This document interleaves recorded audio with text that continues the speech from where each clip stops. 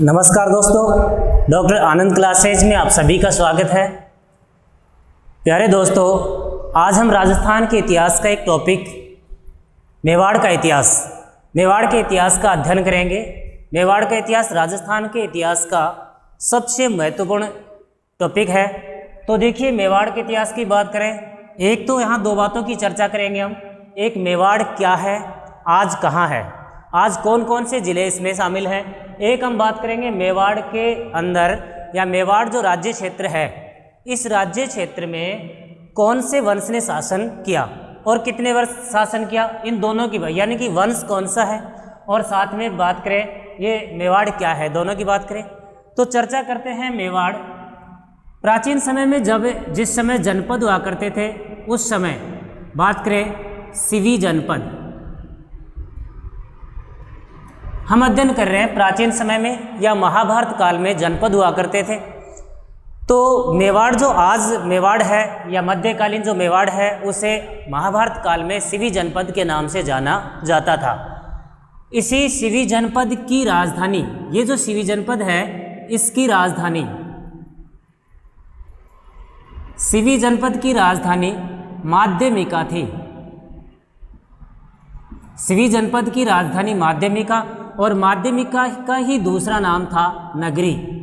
माध्यमिका का दूसरा नाम क्या था भाई? नगरी। आज के दिन माध्यमिका या नगरी जो है इसे पहचाना जाता है, यानी कि ये है चित्तौड़। आज का जो चित्तौड़गढ़ है, आज का चित्तौड़गढ़, ये माध्यमिका कहलाता था और मेवाड़ या सिवी जनपद की राजधानी। तो देखिए, हम अध्ययन कर रहे हैं मेवाड़ का इतिहास। पहले हम ये देख रहे हैं प्राचीन समय में या महाभारत काल में मेवाड़ का नाम था सिवी जनपद, या मेवाड़ सिवी जनपद में पड़ता था। इस सिवी जनपद की राजधानी थी माध्यमिका। माध्यमिका का दूसरा नाम नगरी, और आज इसे माध्यमिका या नगरी को हम चित्तौड़गढ़ के नाम से जानते हैं।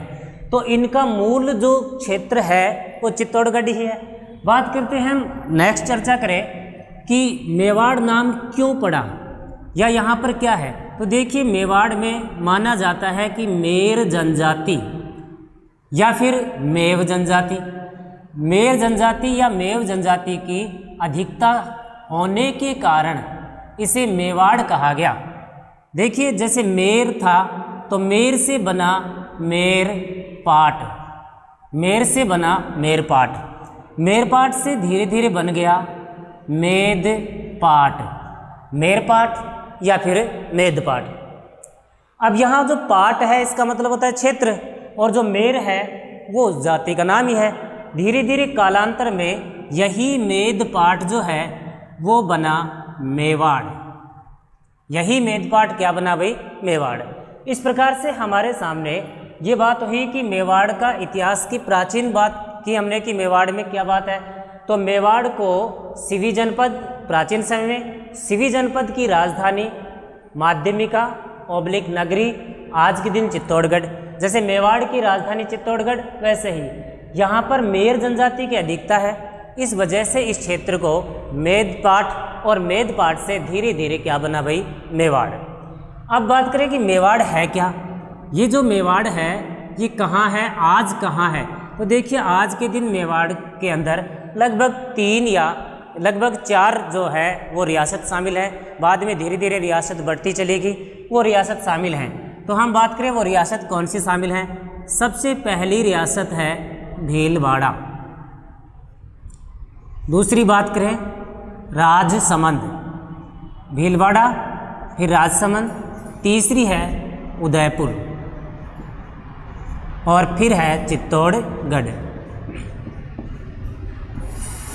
इस प्रकार से मेवाड़ जो रियासत है, इस मेवाड़ रियासत की हमने वर्तमान स्थिति का जायज़ा लिया है कि मेवाड़ रियासत की वर्तमान स्थिति क्या है, आज के दिन मेवाड़ कहाँ है। तो आज के दिन मेवाड़ जो है वो कुछ रियासतों में या कुछ ज़िलों में बटा हुआ है, क्योंकि आज तो रियासत है नहीं, लोकतंत्र बन गया, देश आज़ाद हो गया, उसके बाद में ज़िले हो गए।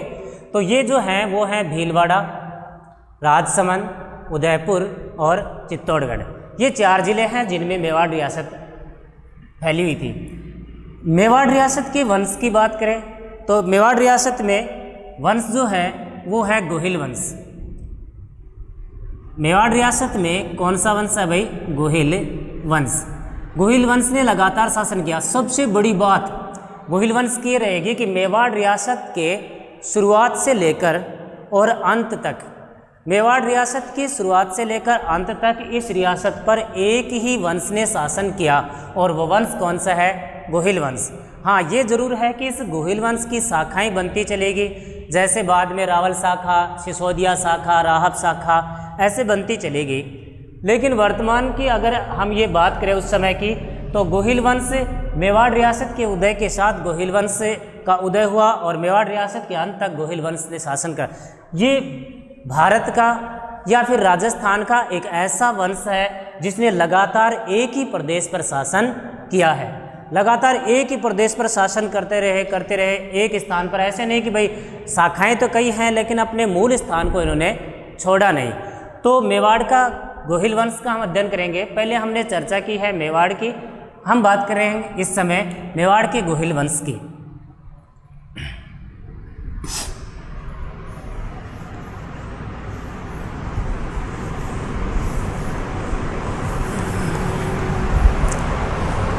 हाँ, तो हम चर्चा करेंगे गोहिल वंश। गोहिल वंश या गोहिलोत वंश, गोहिल वंश भी कह सकते हैं, गोहिलोत वंश भी कह सकते हैं।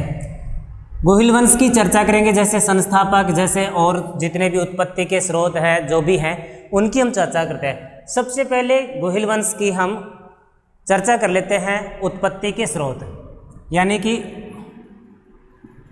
उत्पत्ति से संबंधित मत, उत्पत्ति से संबंधित मत गोहिल वंश की, यानी कि गोहिल वंश के जो शासक हैं वो कहाँ से आए, यहीं के हैं या कहीं और से आए, इन सब की चर्चा करेंगे हम।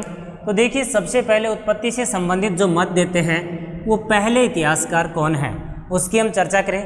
पहले इतिहासकार, तो देखिए अबुल फजल के अनुसार हम अध्ययन कर लेते हैं अबुल फजल। अबुल फजल, तो देखो भारतीय इतिहास में मुगल शासक अकबर का मुख्य सलाहकार अबुल फजल है। इसी अबुल फजल ने लिखा है कि गोहिल कौन थे। इन्होंने लिखा है कि गोहिल जो हैं वो मूल रूप से ईरानी हैं, ईरान के रहने वाले हैं। ये बताते हैं ईरानी बादशाह है, ईरानी बादशाह है। बादशाह का नाम था नौशेखा, बादशाह का नाम है नौशेखा आदिल।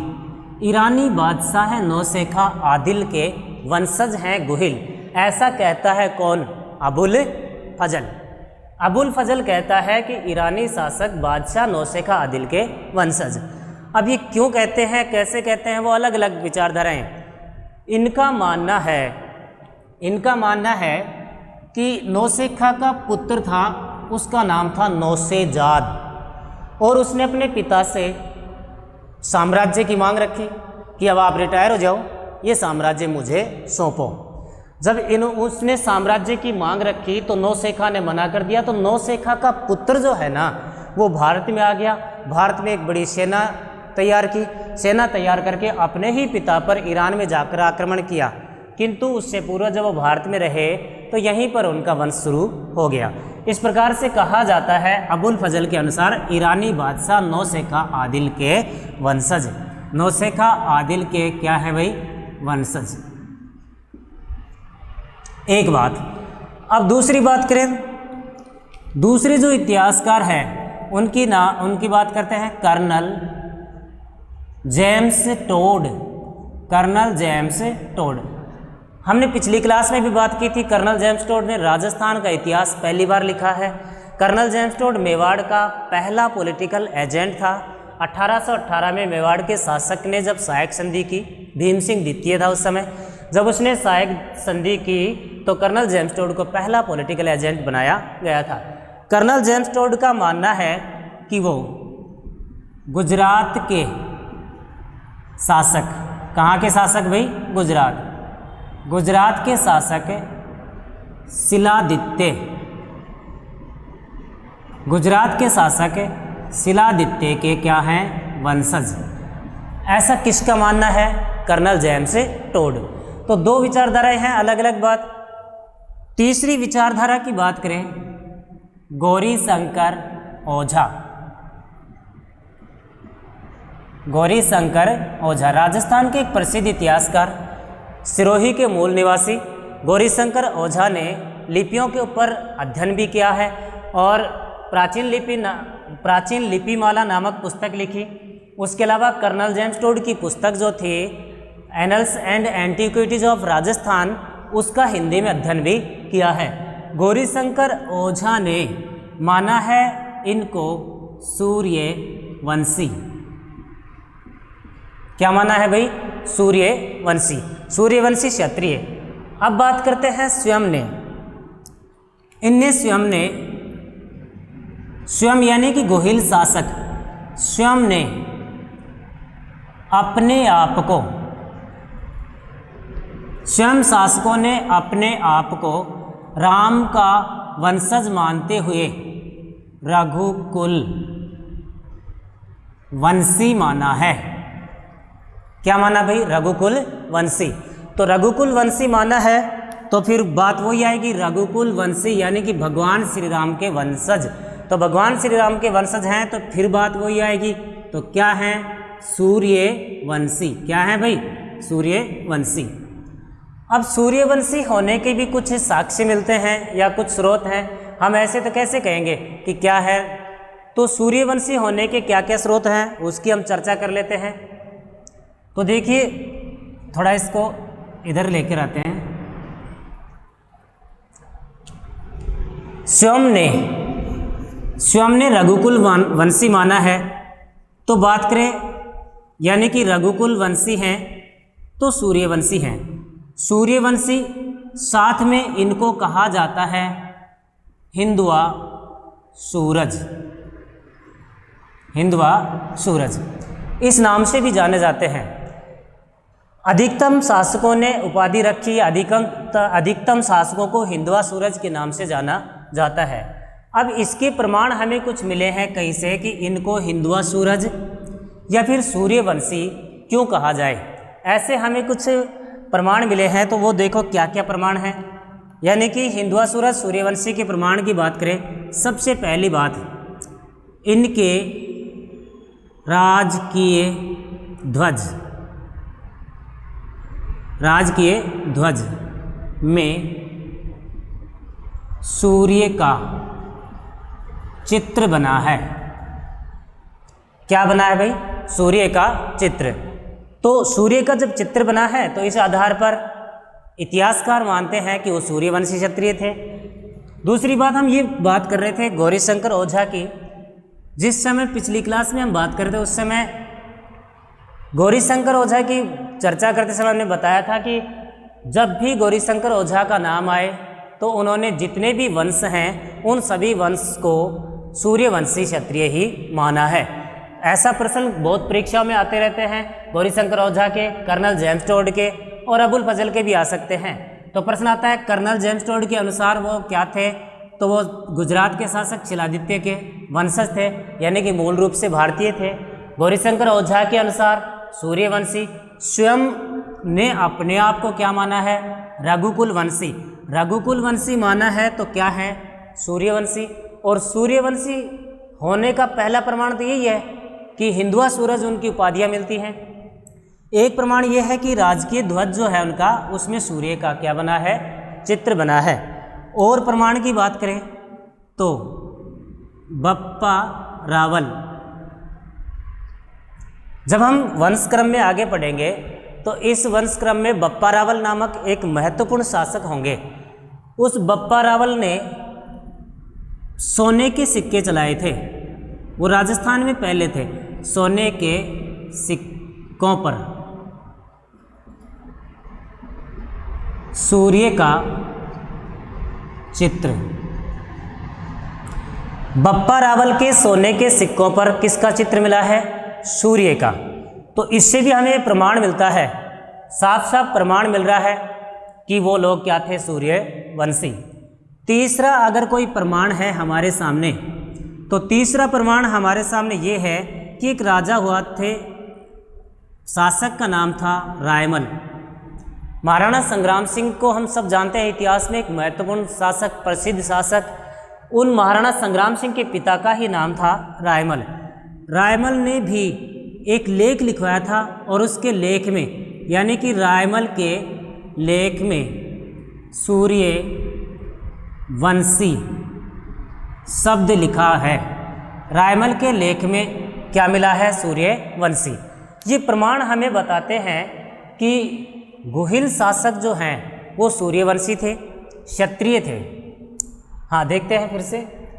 हमने शुरुआत किया था गोहिल वंश या मेवाड़ का इतिहास।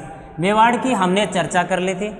मेवाड़ को सिवी जनपद कहा जाता है। आज के दिन मेवाड़ की क्या स्थिति है, कौन सी जनजाति रहा करती थी, वो सब चर्चा करने के बाद में हम गोहिल वंश या गोहिलोत वंश या गोहालादित्य, ऐसे इस वंश की उत्पत्ति से संबंधित मत पढ़ रहे थे।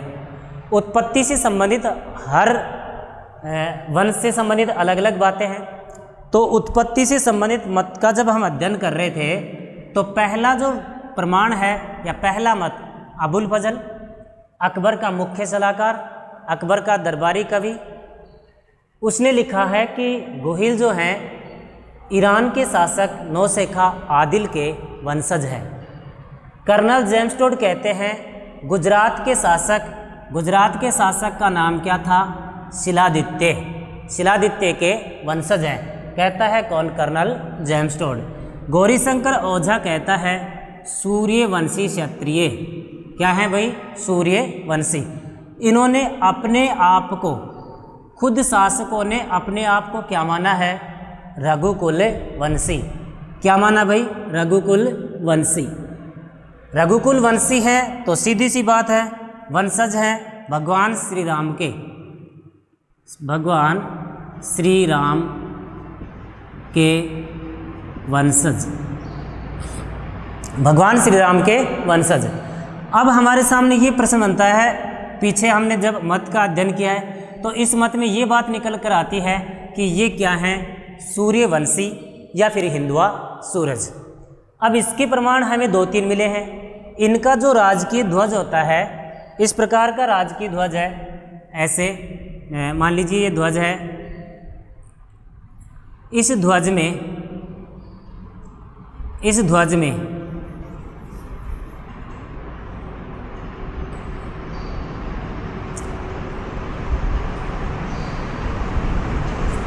ध्वज है, इस ध्वज में चित्र बना है तो इस प्रकार का चित्र बना है, इस प्रकार के चित्र के ऊपर हम चर्चा करें तो यहाँ पर सूर्य की आकृति है। किसकी आकृति है? सूर्य की। इसमें एक तरफ यहाँ एक सैनिक खड़ा है और एक तरफ यहाँ एक सैनिक खड़ा है। इधर वाला जो सैनिक है वो भील सैनिक है, इधर वाला जो है वो कौन है? क्षत्रिय। क्षत्रिय जो सैनिक है इसके हाथ में तलवार है, इधर वाले सैनिक भील है, इसके हाथ में रक्षक है, ये इस भील के हाथ में भाला है। तो इस प्रकार का भी प्रश्न हो सकता है कि भाई एक तरफ कौन और एक तरफ कौन, किसके हाथ में क्या है, ऐसा भी प्रश्न हो सकता है। तो ये एक राजकीय ध्वज है। ये जो राजकीय ध्वज है, इस ध्वज में यहाँ पर सूर्य का चित्र बना है। दूसरी बात हम बात कर रहे हैं बप्पा रावल, वो शासक जिसने पहली बार मेवाड़ के इतिहास में सोने के सिक्के चलाए थे और उसके सिक्कों पर भी हमें सूर्य का चित्र मिलता है। किसका चित्र भाई? सूर्य का। उसके अलावा एक शासक हुए हैं रायमल, महत्वपूर्ण शासक। रायमल के लेख में भी सूर्यवंशी लिखा हुआ मिलता है। इन प्रमाणों के आधार पर इतिहासकार मानते हैं कि गोहिल वंश के जो शासक हैं वो सूर्यवंशी हैं। इसी से आगे चर्चा करते हैं तो एक इतिहासकार और नंबर 4, पहला इतिहासकार अबुल फजल, कर्नल जेम्स टोड, गौरीशंकर ओझा। अगली बात करें तो अगला इतिहासकार है नैणसी, मोहनोत नैणसी। मोहनोत नैणसी ने इनकी 24 शाखाएं बताई हैं। कितनी शाखाएं? 24। मोहनोत नैणसी कहता है कि इनकी 24 शाखाएं हैं। अब कोई शाखा कहाँ है ये अलग अलग बात है, लेकिन इनकी मुख्य बात यह है कि इनकी कोई ना कोई शाखा मेवाड़ पर शासन करती रही। अंत समय तब जब एकीकरण हुआ, तब तक ये शासक मेवाड़ पर ही शासन कर रहे थे। इस प्रकार से नैनसी ने 24 शाखाओं का अध्ययन किया है। तो हमारे सामने ये गोहिल वंश। एक प्रश्न और निकालते हैं हम, छोटा सा प्रश्न ये निकालते हैं कि मेवाड़ का अर्थ क्या है। तो मेव जो शब्द है ना, इसमें मे शब्द है मेर, यानी कि वही जनजाति का नाम आ रहा है। क्या नाम आ रहा है भाई? मेर। और वाड़ शब्द के अर्थ में एक तरफ तो जैसे मेद पाठ का अध्ययन किया था हमने थोड़ी देर पहले, मेद पाठ, तो वो पाठ है क्षेत्र, पर यहाँ मेद पाठ न करके हम मेवाड़ कर रहे हैं। वाड़ का मतलब होता है रक्षित क्षेत्र, रक्षित क्षेत्र। यानी कि अब हमारे सामने प्रश्न ये बनेगा कि मेवाड़ का शुद्ध अर्थ हुआ मेरों से रक्षित क्षेत्र। किससे रक्षित क्षेत्र? मेरों से। ठीक है, ये बन गया मेर से रक्षित क्षेत्र। जैसे झालावाड़ झालाओं से रक्षित क्षेत्र, जैसे मेवाड़ मेर से रक्षित क्षेत्र।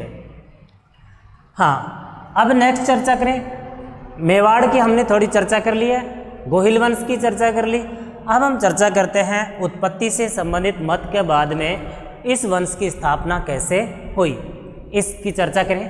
तो देखें,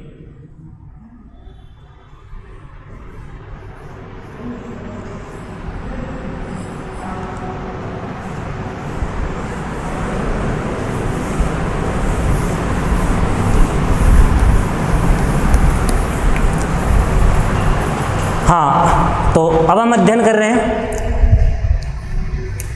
शासकों की। शासक क्रम में सबसे पहली बात कर लेते हैं हम संस्थापक। किसी भी वंश के संस्थापक की चर्चा या किसी भी वंश का सबसे पहले संस्थापक पढ़ना बहुत ही अनिवार्य है। हमें पता होना चाहिए। कई बार 4 वंश दे दिए, 4 शासक दे दिए, इनमें से संस्थापकों का मेल कीजिए या असंगत कौन है वो छाटिए, इस प्रकार के प्रश्न आ सकते हैं। तो देखिए, संस्थापक का नाम है गोहिल, या बात करें गुहिलोत, या बात करें गुहादित्य, ये उनके नाम हैं। तो गोहिल वंश का संस्थापक जो पहला शासक है वो ही गोहिल है, और इसी गोहिल को हम इस वंश का कह सकते हैं आदि पुरुष। हम कह सकते हैं इस वंश का मूल पुरुष, आदि पुरुष कह सकते हैं, मूल पुरुष कह सकते हैं। अब बात करते हैं संस्थापक के अलावा इसकी चर्चा की, कौन थे कौन नहीं, हमने इनके अध्ययन ही नहीं किया, हमें पता ही नहीं सामान्य परिचय कहाँ से आए कहाँ नहीं इन सब की। तो देखिए, सबसे परिचर्चा में करते हैं पिता, गोहिल के पिता का नाम, ये बात करें तो पिता का नाम बात कर रहे हैं शिलादित्य।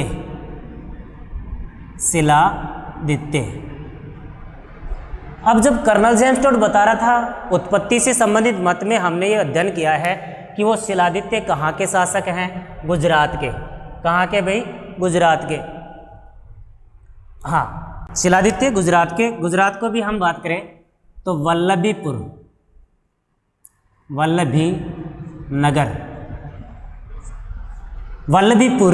या वल्लभी नगर के शासक शिलादित्य, इनका पुत्र कौन है? गोहिल। अब ये भी एक चर्चा है कि कैसे ये गोहिल जो है किस प्रकार से मेवाड़ पर पहुँचे, कैसे इन्होंने मेवाड़ पर शासन किया। इसके बाद हम बात करें माता, गोहिल की माता का नाम है पुष्पावती। क्या नाम है भाई? पुष्पावती। अब पुष्पावती की चर्चा करें कि ये कहाँ से संबंधित है, तो ये आबू, राजस्थान में आबू जो है, आबू में परमार राजकुमारी,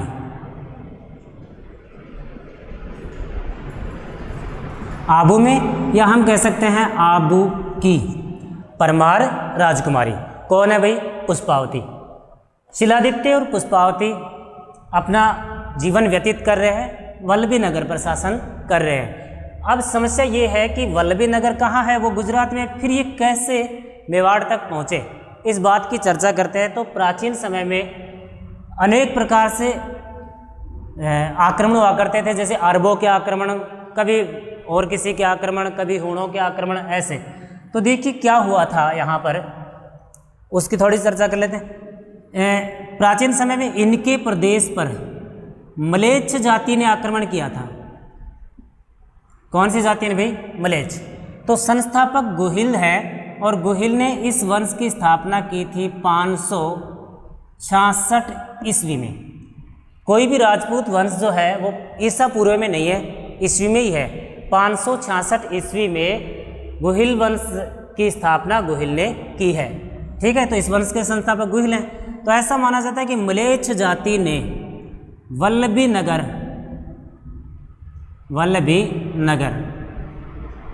पर आक्रमण किया। ये लोग अपना सुखी जीवन जी रहे, लेकिन समस्या इनके ऊपर कहाँ आई? ये समस्या है कि मलेच्छ जाति ने वल्लभी नगर पर क्या किया? आक्रमण। अब वल्लभी नगर पर जिस समय आक्रमण किया उस समय ये जो पुष्पावती है ना, ये पुष्पावती अपने पीहर गई हुई थी। तो पीहर कौन सा? आबू। आबू में गई हुई थी। क्यों गई हुई थी? पीहर में जगदम्बा माता का मंदिर है। जगदम्बा माता, जगदम्बा माता का क्या है भाई? मंदिर। इस मंदिर में गई हुई थी। और क्यों गई हुई थी? पुत्र प्राप्ति के लिए। कहा जाता है कि इनके पुत्रियां तो हुई थी लेकिन कोई पुत्र नहीं हुआ था, इसलिए वो अपनी इच्छा भगवान या जगदम्बा माता जो है उनके पीहर में, इनके यहाँ पुत्र प्राप्ति की इच्छा लेकर चली गई। पीछे से मलेच्छों ने क्या कर दिया? आक्रमण। पीछे से मलेच्छों ने आक्रमण कर दिया। आक्रमण किया तो उन्होंने वल्लभी नगर को तहस नहस कर दिया। वल्लभी नगर को क्या कर दिया? तहस नहस। एक तरीके से वल्लभी नगर को बर्बाद कर दिया। अब जब वो आ रही थी पीहर जाकर जगदम्बा माता के माथा टेक कर जब वापस आ रही थी तो रास्ते में उसको पता लगा। अब देखो वल्लभी नगर कहाँ है, थोड़ी सी चर्चा इसकी भी कर लेते हैं। जैसे हम चर्चा कर लेते हैं इस स्थिति में, यहाँ से गुजरात है, यहाँ वल्लभी नगर है। कौन सा नगर है? वल्लभी नगर। यहाँ से चर्चा करें, यहाँ है आबू। तो जब वो आबू से वापस आ रही थी तो वो यहाँ से पहुँची यहाँ। जब यहाँ पहुँची तो पता लगा कि ये वल्लभी नगर तो तहस नहस हो गया, बर्बाद हो गया। तो ये तो है वीरनगर, वीरनगर जहाँ ब्राह्मण रहते हैं। ये है आबू और ये है वल्लभी नगर। अब राजपूतों में विशेषता हुआ करते थे कि भाई शासक मर गए, शासक, तो उस समय उनको सती होना था।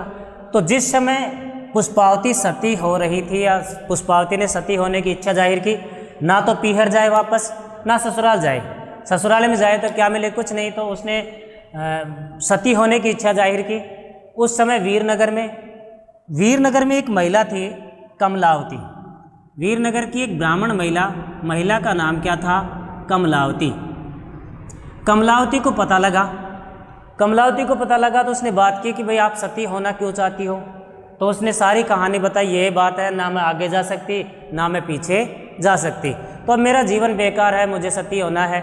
लेकिन जो पुष्पावती है वो गर्भवती थी, इसलिए कमलावती ब्राह्मणी ने समझाया, देखो आप अपनी जान ले सकती हो लेकिन दूसरे की जान नहीं ले सकती हो, या फिर गर्भवती महिला को सती होने का अधिकार नहीं है, सती नहीं हो सकती, ऐसा कुछ शास्त्रों में मिला है, लिखा है, ऐसा कमलावती कहती है।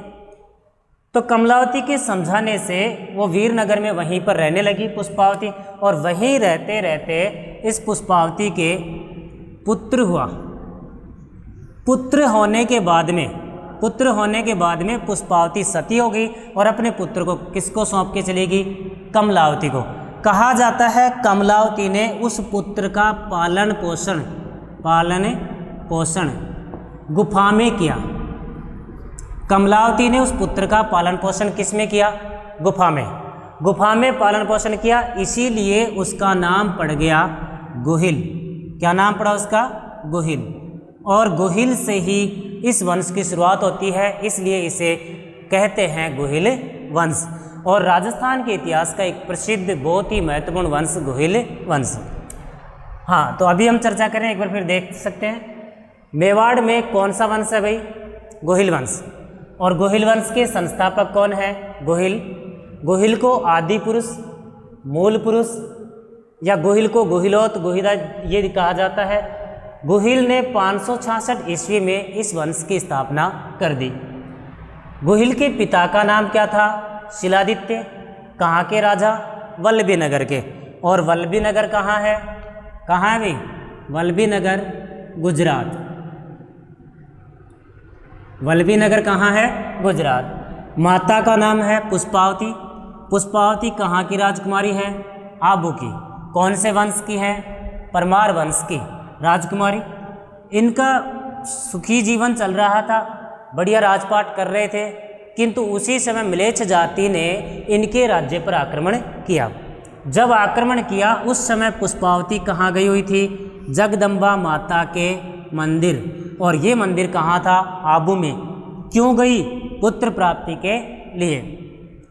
जब वो वापस आई आबू से चल दी। कहाँ से चल दी, आबू से। आबू से चल दी, वीरनगर के आसपास जब पहुंची तो पता लगा कि वल्लभी तो समाप्त हो गया। तो वो सती होना चाहती थी, लेकिन उसको बचा लिया किसने, कमलावती ने, क्योंकि वो गर्भवती थी। तो इस प्रकार से उस बच्चे का, उस गोहिल जो बच्चा है उसका पालन पोषण किसने किया था, कमलावती नामक एक ब्राह्मणिक महिला ने। हाँ, इस प्रकार से अब देखिए कहाँ से इनके राजकीय ध्वज में आपने देखा होगा कि एक तरफ भील है, यहीं से भीलों को साथ लेकर गोहिल जो है वो 566 में मेवाड़ पहुंचा और मेवाड़ की मेर जाति को पराजित करके और शासन को शुरू किया। इस प्रकार से इनकी व्यवस्था है। तो हम इसको फिर बात करते हैं। आपने देखा, अभी देखा कि पालन पोषण करने वाली कौन है, कमलावती।